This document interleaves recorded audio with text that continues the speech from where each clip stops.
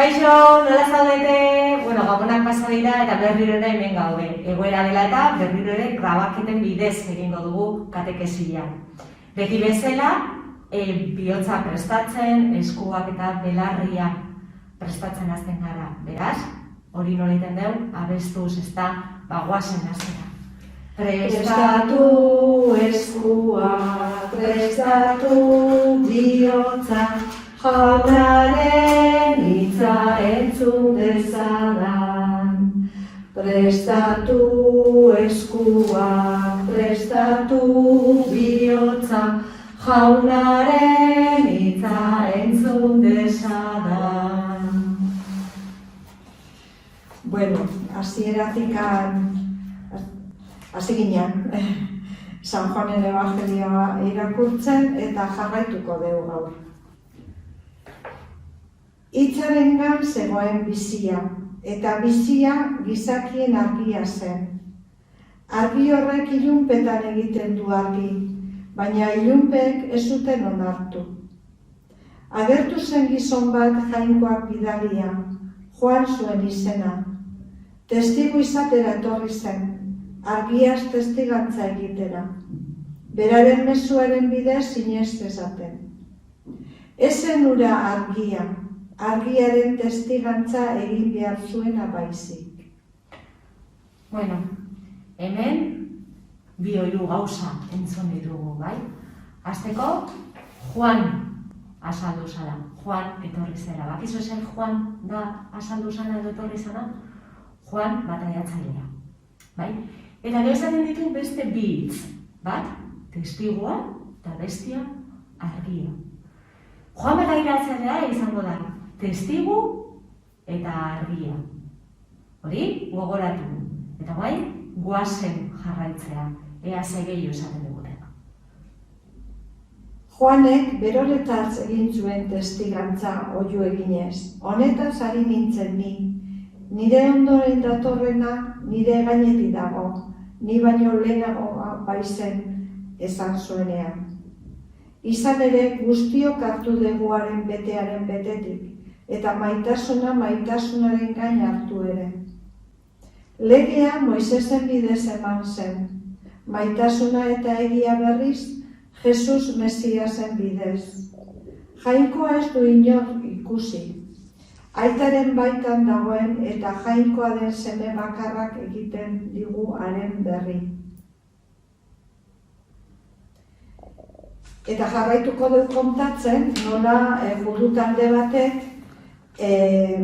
bialdu zuen pertsona batzuk Joani galdetzea, Jerusalemera, eta hau galdetu zion.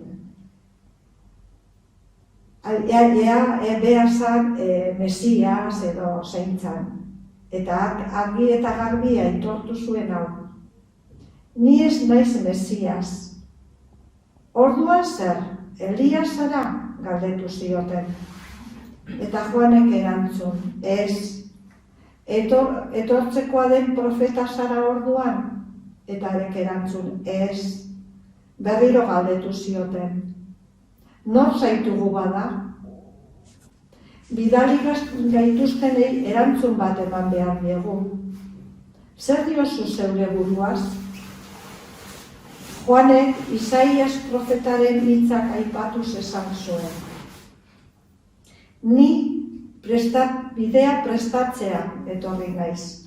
Basamortuan oihuka ari denaren ahotsa naiz. Talde hartako batzuk fariseua ziren, eta haien galdetu zioten. Beraz, Mesias ez bazara, eta Elias ere ez, eta ez etortzekoa den beste profeta, nola izea bataiatzen? Joanek erantzun zion. Nik urez bataiatzen dut. Zeuren artean baduzue ordea ezagutzen ez duzuen bat. Nire ondoren datorrena, eta ni ez naiz inor, ari horietakoa lokarriak askatzeko ere. Hau dena, Betanian gertatu zen, Jordan ibaiaren beste aldean, han ari baizen Joan bataiatzen. Ondoren, Joanek Jesus beregana etortzen ikusi eta esan zuen: "Hona hemen Jainkoaren bildotza, munduko pekatuak kentzen duena." Bueno, oain gontan gauz askoz gehiago ikusi ditugu, bai? Bazen pixkanaka ikustea zertzuk diren. Hasteko, Joanek esaten du bere ondoren etorriko dena. Nahiz eta bea sarrago izan, bazekien bere atzetikan Mesiasa etorriko zela. Zein zan Mesias hori? Jesus etorriko zen. Gogoratu, Jesus dela hitza. Era berean, ze gehiago esaten digu Joanek. Baita ere, esaten du gauza bat. Beak urarekin bataiatzen duela. Jesus, gogoratu, Espiritu Santuarekin bataiatzen gaituela. Eta Jesus dela Jainkoaren bildotza. Ze nahi du hori esan? Bueno, hortarako pasai desberdinak ikusi ditugu guain arte. Bat, Abrahamen historioa entzun genuen. Gogoratu, Abraham bere semea eskaintzen duela. Bildotza bezala, holokaustorako. Jesus bere buruarekin berdina egingo du. Hau da, Jesus izango da jaunaren, Jesus da jaunaren semea, eta jaunak bere semea eskainiko du gure pekatuak salbatzeko. Ea zer gehiago kontatzen diguten, ze badago beste zerbait ere adierazten duna, ez? Jesusen eginkizun hori.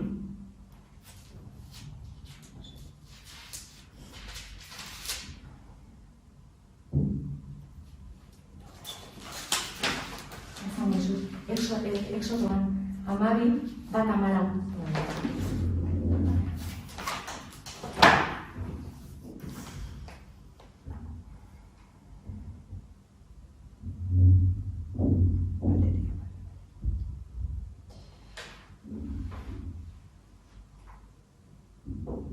Honela mintzatu zitzaien jauna Moisesi eta Aaroni Egipton.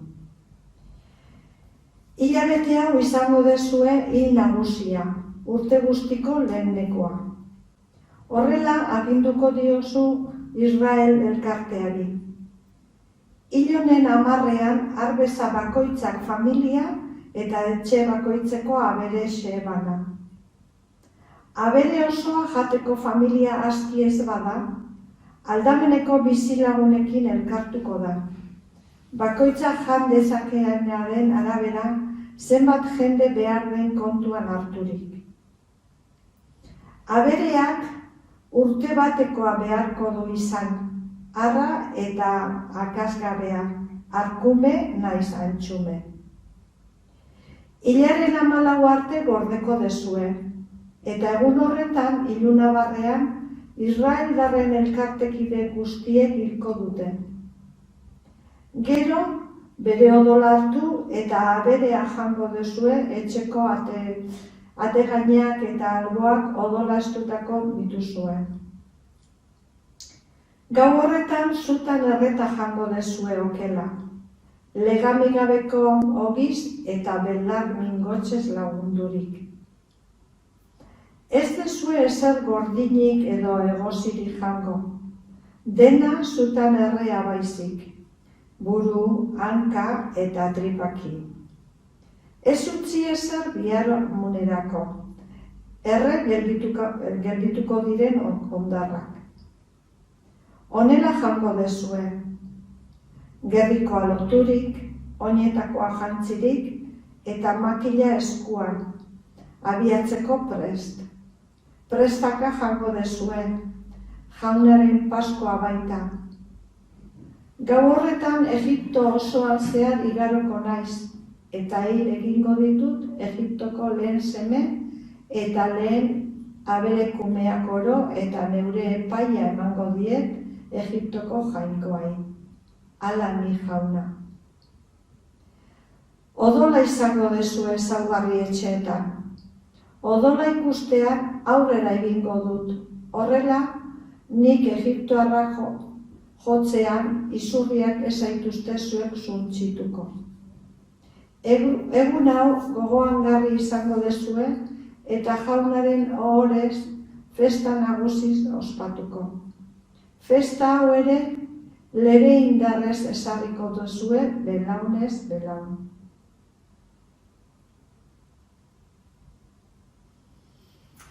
Bueno, entzun dugu, hitza. Eta gaz esaten dugun, aurrengo gauza esaten duguna da Paskua, bai? Paskuakin hasiko gara.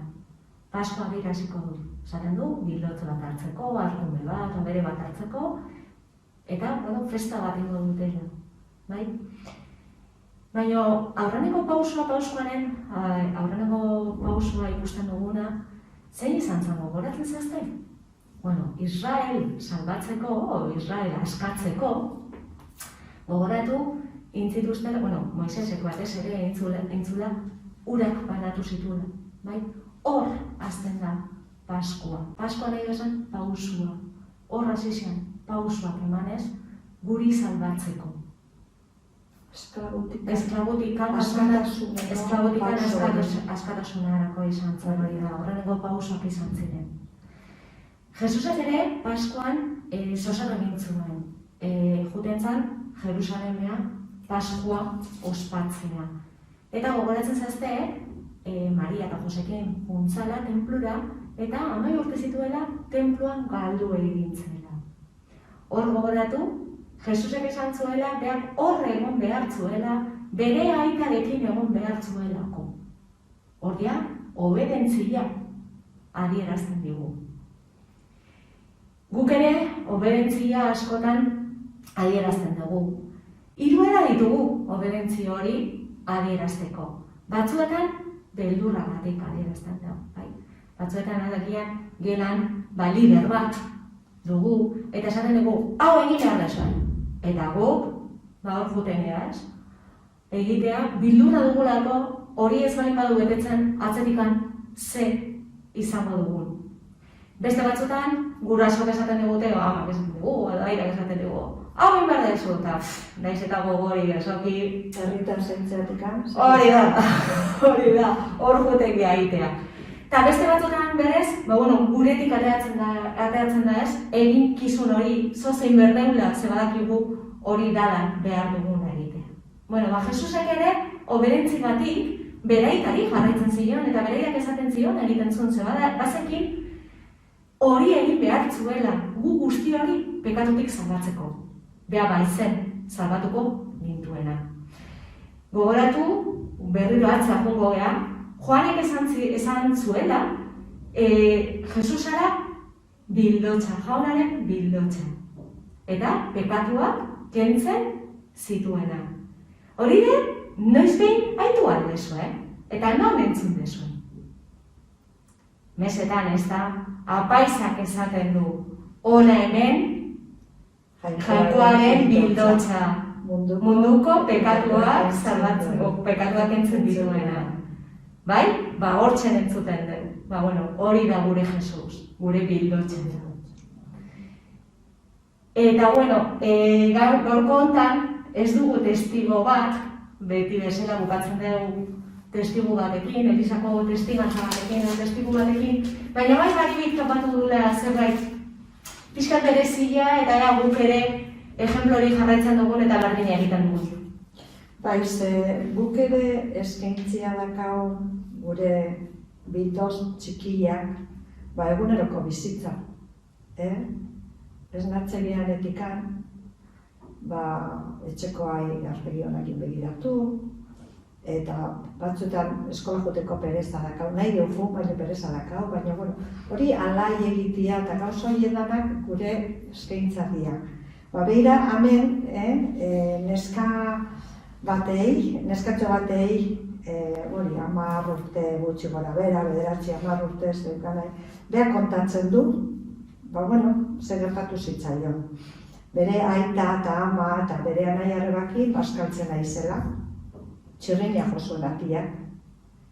Eta gero, atea izteakoan, danba atia etxi zuen, sumatu zuen soinu hori. Eta bere ala sekili, neskamea sartu zen jantokira. Eta galdetu zion neskatxa honek, nor zen? Eta Pili neskameak esan zion, eskale bat. Eta Maiti jaiki eta korrika joan zen. Eta eskaileretan harrapatu zuen, eskalea. Eta orduan zer egin zuen? Jateko pixkat eman zion, eta gabeak ere bokadillo txiki bat prestatu, eta horrela gelditu zen gauza. Baina handikan urte batzuta, ikastetxetik irtetzen naizala, Pili neskameak lore sorta bat zeukan eskuan. Eta esan zion, hau zuretzako eman dien. Eta eskaleak eman dit lan aurkitu omendu, eta eskerrak eman nahi izan dizkizu. Orduan egindako eskaintzagatik. Eta holako gauzatxuak, ez? Patilloan jolasten nahi geanian, izatenean, norbait bastartu edo triste gelditu bada, harengana jun, eta lagundu edo egon bere onduan, holako etxe gauza txikiak ere izan lehizke gure eskaintzak, ez? Izan lehike. Bueno, eta horrekin lotuko dugu gaurko igandeko ospakizuna. Igande honetan, aurren mesa izango dugu, baina aurren mesa berezi bat izango dugu. Aur misionari eguna ospatuko dugu. Eta Maribik esan du bezala, badaude herri batzuk, kasu honetan herri batzuk, behartsuak direnak, eta ez dakite ezer, eta gure laguntza, nahiz eta oso txikia izan, oso handia da beraientzat. Bertan, dituzte pertsona batzuk, misionariak izena dutenak, eta misionari horiek, behaiek lagundu egiten die eguneroko eginkizunetan.